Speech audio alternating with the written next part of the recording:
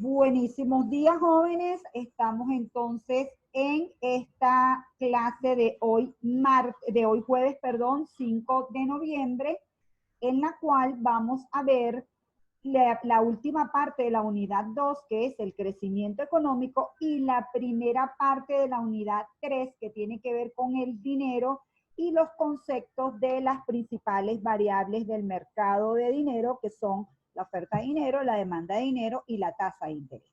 De alguna manera es una ampliación de lo que ya hemos visto en la unidad 1, ¿ok? Entonces, bueno, vamos a comenzar. Repito, lo que queremos ver ahorita tiene que ver con el crecimiento económico y es el momento de empezar a hablar de una variable muy importante que se llama PIB potencial. Hasta ahora, todo lo que hemos visto del PIB se traduce en, se refiere al PIB real, al PIB que se produce en un momento determinado, y ahora tenemos que entender lo que es el PIB potencial y lo que es la brecha del PIB. Tres variables fundamentales para entender si la economía está en el corto plazo o está simultáneamente en el corto y en el largo plazo, incluso fundamental para saber si la economía está cerca del pleno empleo o tiene capacidad ociosa, ¿ok? Entonces, bueno, comencemos.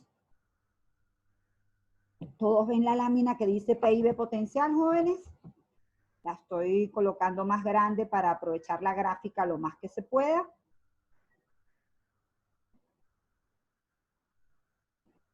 Fíjense, PIB potencial. El PIB potencial representa el nivel de PIB real que producirá una economía si todos los precios son flexibles, incluido el precio del mercado de trabajo. En este punto, la brecha del PIB es cero y la economía se supone que está en pleno empleo. Esto representa el largo plazo. Entonces, PIB potencial siempre lo vamos a asociar a largo plazo y lo vamos a asociar, como vamos a ver más adelante, al PIB que se produce sin que se tome en cuenta la relación con los precios, de la oferta con los precios. Este punto que está aquí para mí es importante. Es importante no entender el PIB como un máximo de producción en términos físicos, porque esto haría imposible comprender cómo el PIB real puede estar por encima del PIB potencial. ¿Qué es lo que queremos decir con esto? El PIB potencial va a ser un número máximo de producción que se puede obtener en un momento determinado. Por supuesto, para producir hay que utilizar la capacidad de producción y de alguna manera el PIB nos habla de ese uso de la capacidad de producción máximo, ese máximo uso de la capacidad de producción. Por eso es que el PIB potencial es un número distinto de cero, el máximo a donde puede llegar la producción de bienes y servicios.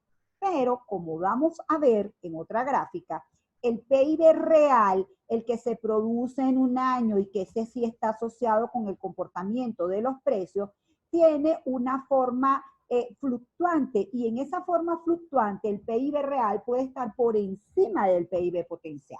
Entonces no podemos entender el PIB como una variable de capacidad física solamente, aun cuando lo que hace incrementar el PIB potencial es el aumento de la inversión, es el aumento de la productividad, en última instancia es el aumento del stock de capital y de la capacidad de producción. ¿Ok? Entonces, fíjense, el PIB potencial no tiene relación con el nivel general de precios, es decir, es una línea vertical con pendiente infinita. Su valor depende de cuánta cantidad de todos los factores productivos decida emplear la empresa y de la productividad. Un aumento se representa con un desplazamiento de la curva hacia la derecha. En definitiva, el PIB potencial es el PIB real en una cuantía que no depende del nivel general de precios.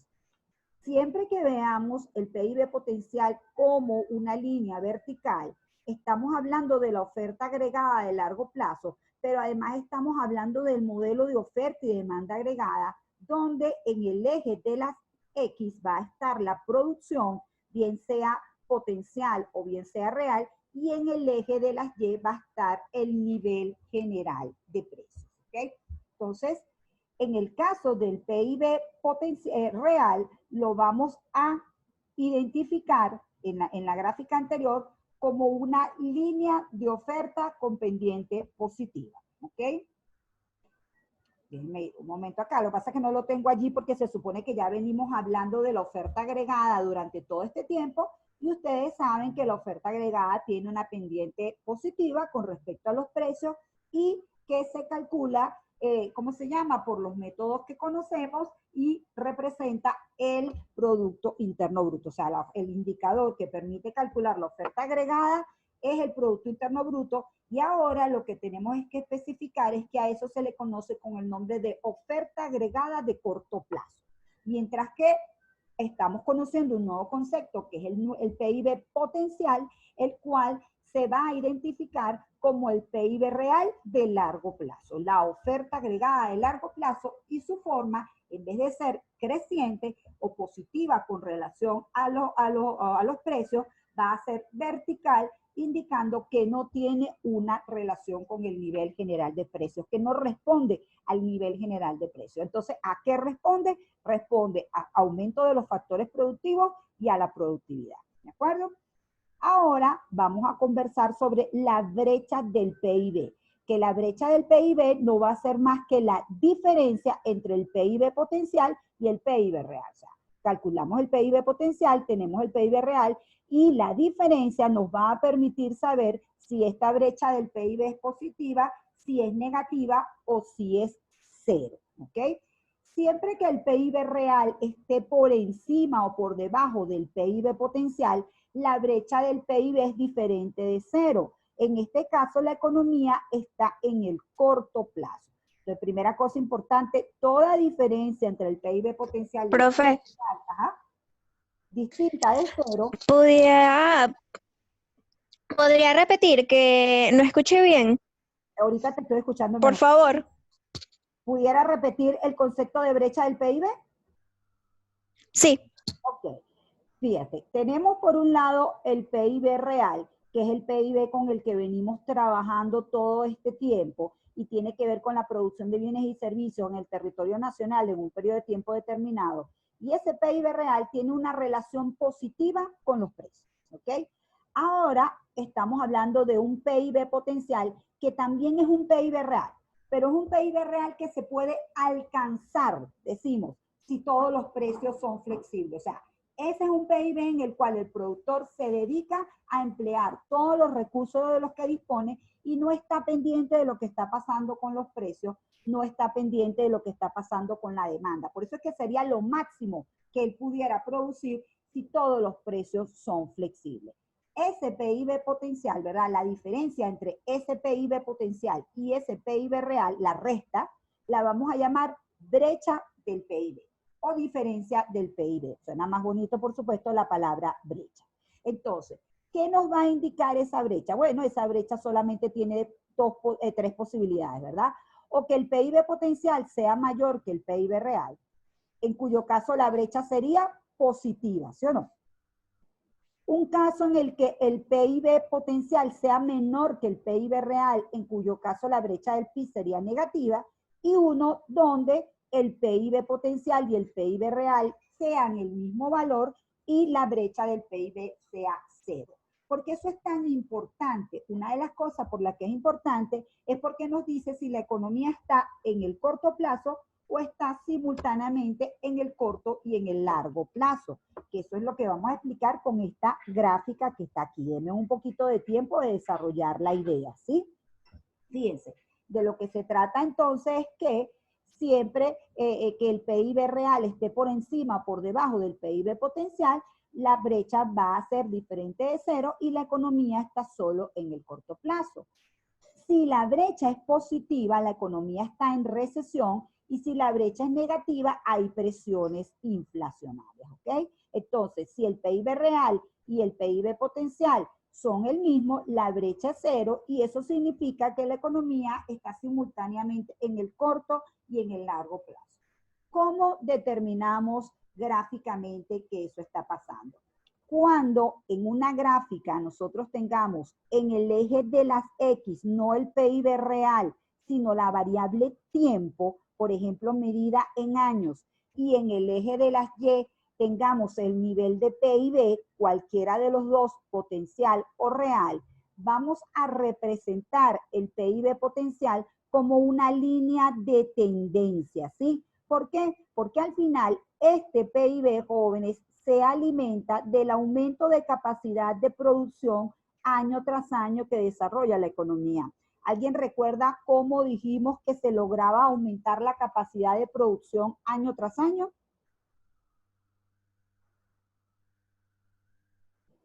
A partir de la Con la inversión.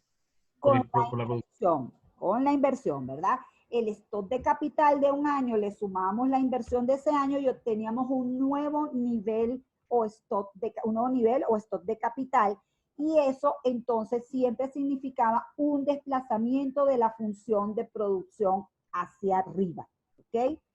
El PIB real, el que venimos calculando por los tres métodos, el de la producción, el del ingreso y el de la demanda, lo vamos a representar con esta forma fluctuante. ¿Por qué lo vamos a representar con esta forma fluctuante? Porque la realidad nos indica que el PIB real de la economía pasa por ciclos económicos, pasa por ciclos donde la tasa crece, la tasa del PIB, pasa por ciclos donde la tasa del PIB se desacelera, ¿sí? Donde el nivel del PIB de un año es distinto al del año anterior. Y entonces esta es la evolución del PIB real. Entonces, una primera cosa que ya se observa y se entiende es que el PIB potencial, aunque fluctúa, lo hace en torno al PIB potencial. Es decir, usted va desarrollando año tras año una capacidad de producción y dependiendo de las circunstancias, usted puede estar por encima del PIB potencial o por debajo del PIB potencial. Ese es un concepto que hay que ir masticando poco a poco, ¿sí? Lo cierto es que en esta gráfica vamos a comprender que usted puede estar en un punto como en el punto A. En un punto como este, tanto el PIB potencial como el PIB real son el mismo. Y en ese punto, entonces, se dice que la economía está simultáneamente en el corto y en el largo plazo. Al contrario, usted puede estar en un punto como el punto B. En el punto B, si usted se da cuenta, este PIB que está aquí es menor que este PIB que está aquí. Siempre que esta sea la situación, vamos a estar en una fase de recesión. ¿Por qué vamos a estar en una fase de recesión? Porque el PIB está por debajo de lo máximo que se puede producir si todos los precios son flexibles. Aquí en el punto B decimos que la economía está en el corto plazo solamente y que además está en una etapa de recesión. Hay otro gráfico que nos permite ver también esta relación, ¿ok? Pero por ahora nos vamos a quedar con este donde están las dos variables, que es uno de los que más se utiliza, por cierto. Si nos vamos al punto C, jóvenes, en el punto C, si se dan cuenta, este es el PIB real y este es el PIB potencial. Lo que significa que el PIB real está por encima del PIB potencial.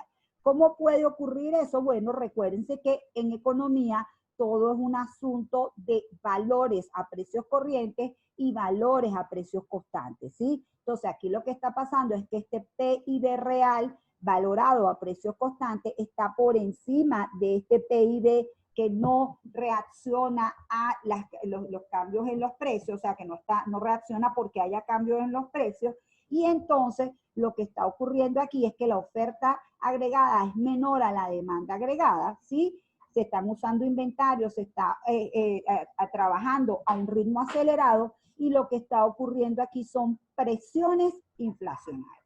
Entonces, en este punto que está aquí, lo que va a estar ocurriendo es que la economía se encuentra solo en el corto plazo en una fase que se llama fase de presiones inflacionarias.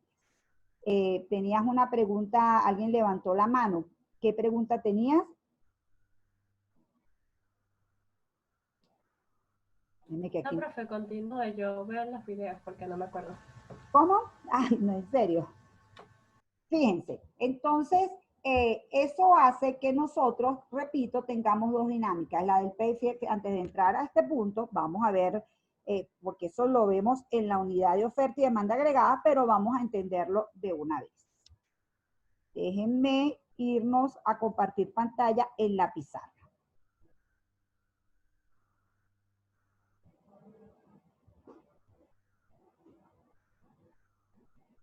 ¿Ya ven la pantalla? La pizarra, en este caso. Sí, profe. Excelente. Entonces, fíjense, vamos a estar pendientes siempre de qué gráfica estamos manejando, ¿ok? Si es una gráfica en la cual tenemos PIB real y PIB potencial,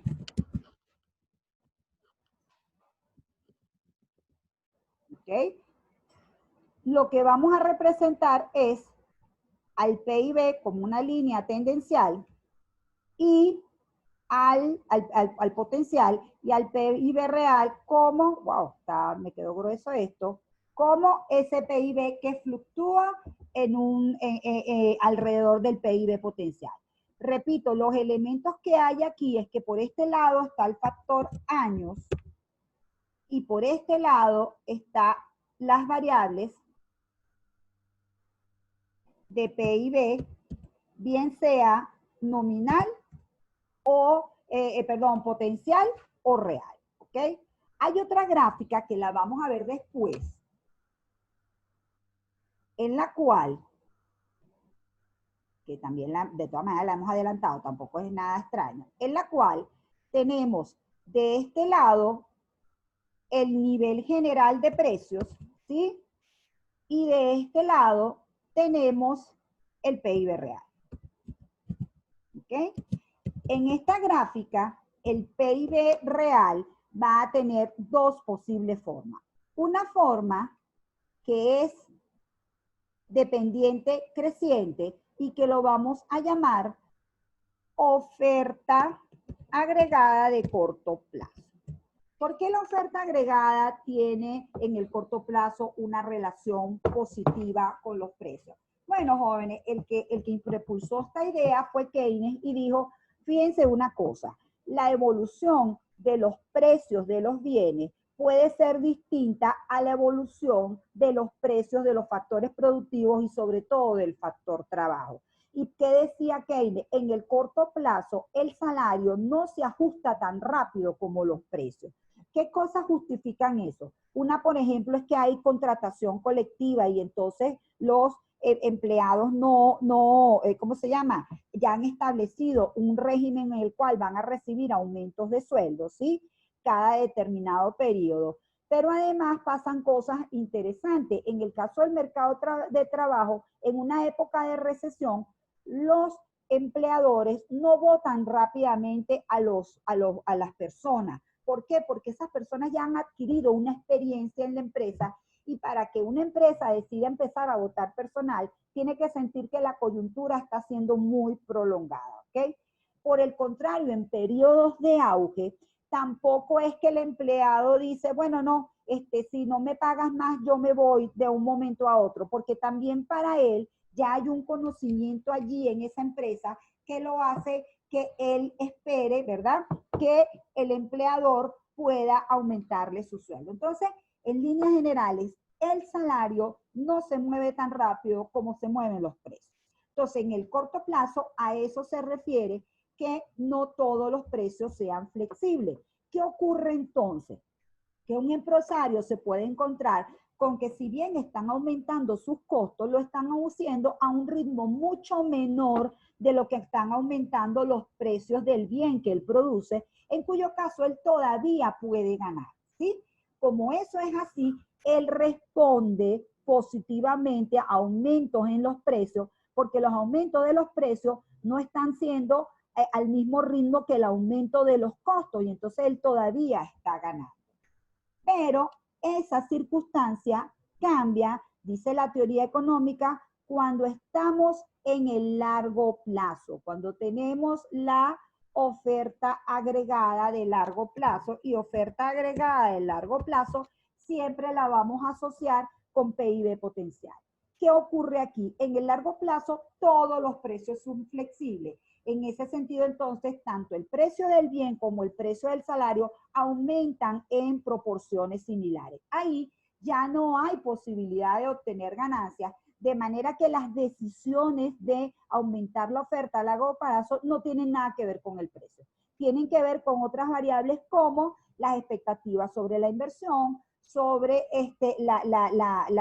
¿cómo se llama? El emprendimiento, que haya nuevas tecnologías, toda una serie de factores distintos al precio, ¿ok? Entonces, esta sería la forma de la oferta agregada de corto plazo y esta sería la forma de la oferta agregada a largo plazo. Esto es PIB real y esto es PIB potencial. Obviamente aquí falta en este circuito una variable de oro que sería ¿cuál? ¿Quién me la dice? ¿Alguien me la dice? Vamos a cruzar. La demanda, ¿ok? La demanda tiene mucho que decir en esta historia, porque es la otra cara de la moneda, ¿cierto? La demanda, ¿cuál? La demanda agregada. Entonces, fíjense, una economía va a estar en equilibrio siempre que la oferta agregada sea igual que la demanda agregada, ¿ok? En este caso, aquí la economía está en equilibrio porque la oferta agregada de corto plazo y la oferta y la demanda agregada está en el punto y además está en equilibrio en el largo plazo porque la oferta agregada de largo plazo y la oferta agregada de corto plazo también están en ese punto. ¿Me estoy explicando hasta aquí? ¿Por qué eso es importante, jóvenes? Porque puede ocurrir que la economía no esté simultáneamente en el corto y en el largo plazo. Puede ocurrir que esta sea la demanda, que esta sea la oferta y que el PIB potencial esté por aquí. En cuyo caso, déjenme para no hacerlo tan distinto, ya, traérmela más acá. Fíjense, esta economía estaría en un proceso recesivo bastante fuerte, ¿sí? Porque este debería ser, o este sería, perdón, el PIB potencial, que lo vamos a señalar con la Y y la letra P, y este sería el PIB real de la economía. Este sería el PIB real de la economía, que lo vamos a señalar con la letra I. Cuando empecemos a hablar desde el punto de vista teórico, ustedes van a ver que I representa el PIB real y P el PIB potencial. Entonces, fíjense que lo que está ocurriendo aquí es que este valor es mucho mayor que este, porque acuérdense que de este lado la variable que está es PIB real, ¿sí? PIB real y PIB potencial, ¿quieren? Y de este lado, la variable que está es la variable ¿cuál? Precios, jóvenes, nivel general de precios, ¿sí? Entonces, aquí decimos que la economía está en recesión y que la economía está en equilibrio solo en el corto plazo. Por supuesto, puede pasar lo contrario, puede pasar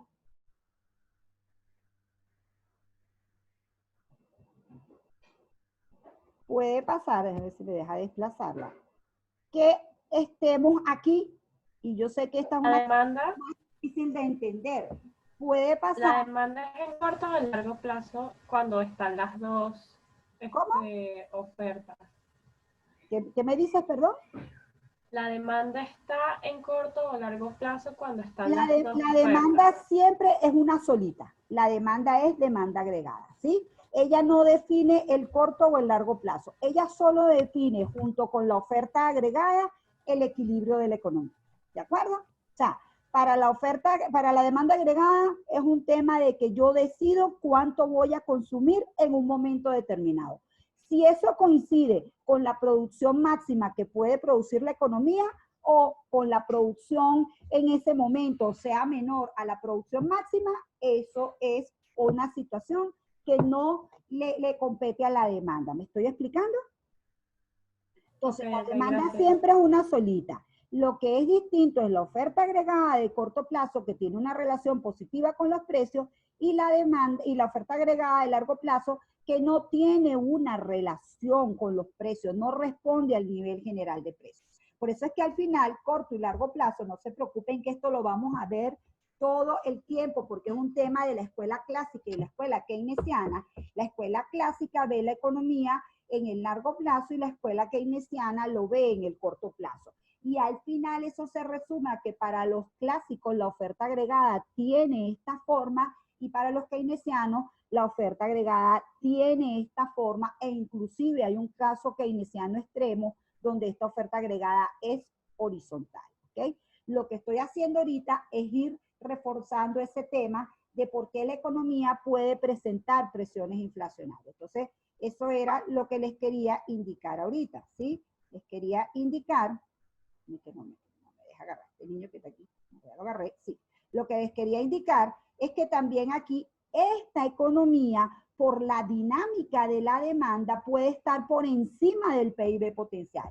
Lo que está ocurriendo aquí es que la demanda está muy dinámica y se está consumiendo por encima de la oferta agregada. ¿Okay? ¿Qué va a ocurrir aquí?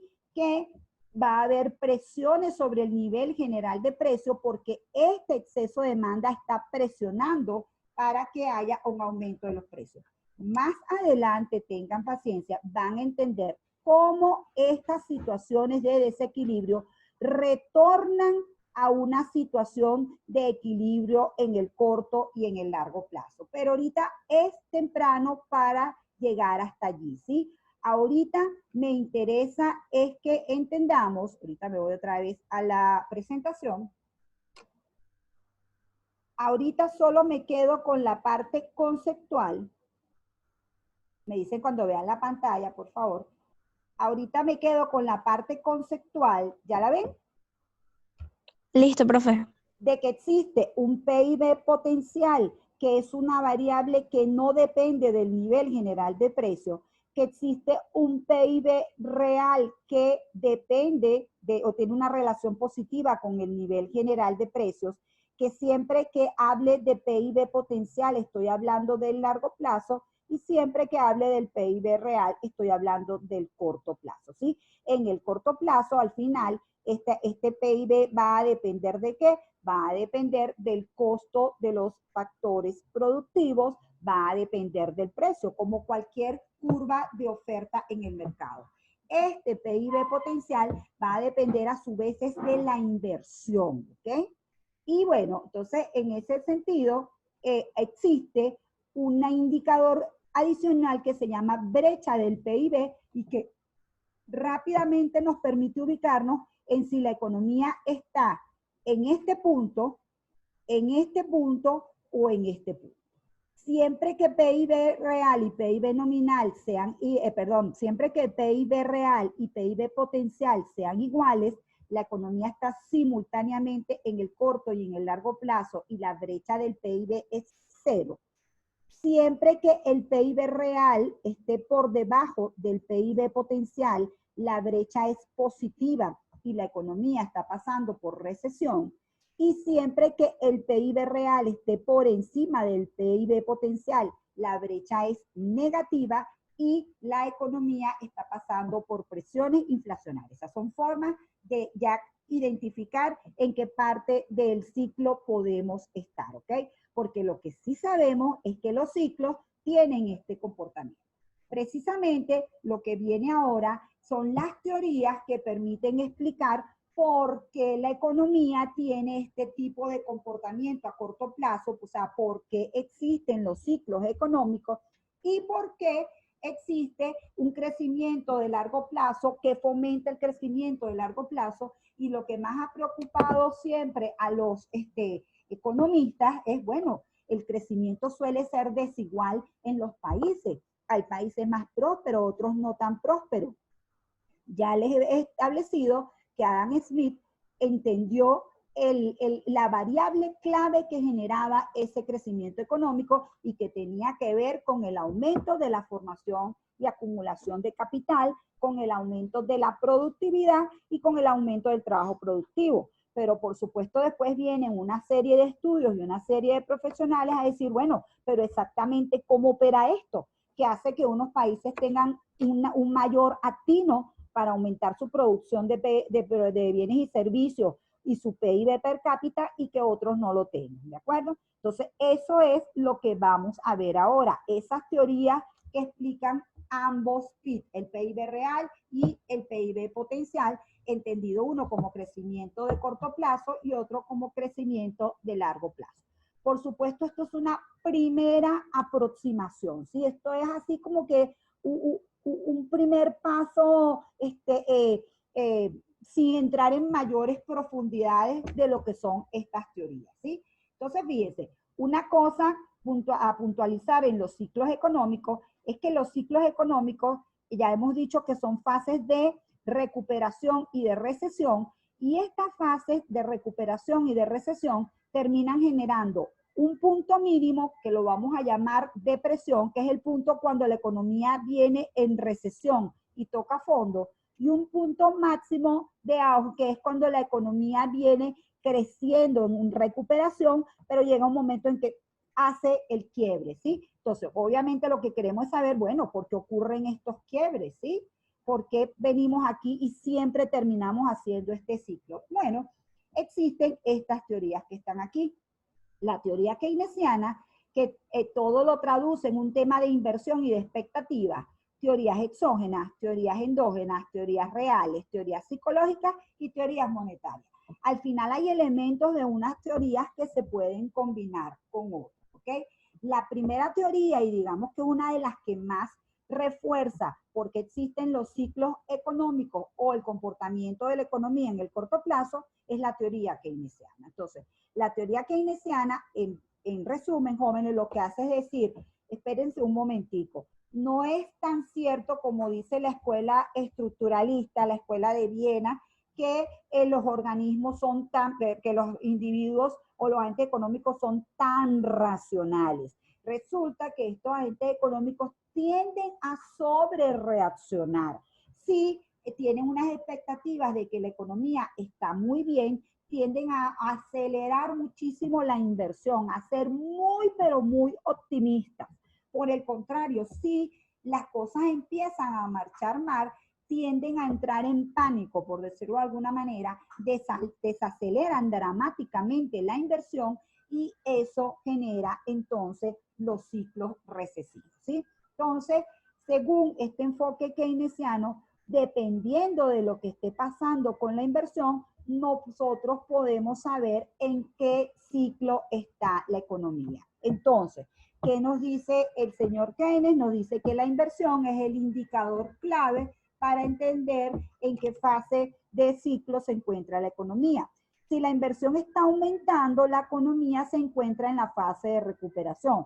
Todo este movimiento que está aquí es un movimiento donde básicamente la inversión está aumentando. Las expectativas de los agentes económicos son positivas.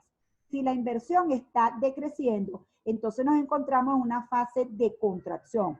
Aquí las expectativas se han vuelto negativas y entonces empieza a caer la inversión. Cuando la inversión se estanca, la economía llega al punto de auge. O sea, explica que este quiebre que está aquí tiene que ver con que ya empieza a cambiar la dinámica desde unas expectativas favorables a unas expectativas desfavorables. ¿Qué es lo que ocurre internamente con esto, jóvenes? Bueno, lo que ocurre es que en una primera instancia la inversión crece de forma autónoma. Inclusive la inversión crece porque haya una necesidad de aumentar el stock de capital que ya se tiene, que es la depreciación. Sí, es decir, ya llegó la obsolescencia de los equipos y hay que invertir. O el gobierno decide invertir. Hay algún impulso de inversión externa. y ocurre un efecto multiplicador sobre el consumo y sobre la producción. El multiplicador tiene que ver con el multiplicador keynesiano y lo que nos dice es que una vez que se activa la inversión, estas personas, estas empresas que producen bienes de inversión, cuando los venden van a recibir un ingreso. Y ese ingreso lo van a dedicar al consumo y ese aumento del consumo va a generar mayores ventas en líneas generales, es decir, mayor crecimiento del PIB. Cuando esta dinámica empieza a ocurrir, hay un efecto distinto al multiplicador que se llama acelerador, en el cual estas expectativas de crecimiento de la economía, donde el productor se da cuenta que empiezan a desacumularse inventarios porque la demanda está dinámica, genera un incremento de la inversión, pero ahora este incremento es endógeno, es dentro del modelo, motivado a lo que está ocurriendo con la producción, ¿sí? Y por supuesto esto se vuelve un circuito en el cual crece la producción y, ¿cómo se llama? Crecen las ventas. Esto es un proceso que llega a un momento donde ocurre al revés. Ya las ventas no crecen al mismo ritmo que la inversión, entonces se desacelera las ventas, los empresarios ven cómo se acumulan los inventarios y deciden que entonces ya no van a invertir más, se pasa otra vez al proceso de desaceleración, ¿sí? Entonces, repito, esta es la teoría que de alguna manera explica mejor el tema de la, porque existen los ciclos económicos. Al final es un tema de expectativas, es un tema de qué deciden los agentes económicos y la variable más dinámica es la inversión. Realmente la variable consumo es muy importante, pero el consumo no suele ser tan dinámico, no suele ser tan acelerarse o desacelerarse de forma tan dramática como la hace la inversión, ¿ok? Recuérdense que la inversión es el gasto que hacen las empresas en maquinaria y equipo, en infraestructura, ¿de acuerdo? Entonces, bueno, vayan asimilando toda esta información y nos vamos al break, volvemos en una segunda oportunidad y recuérdense que hoy hay tercera oportunidad porque es jueves. ¿Estamos todos de acuerdo? Buenísimo, profe. Sí, profe, gracias. Estoy avisando, pues.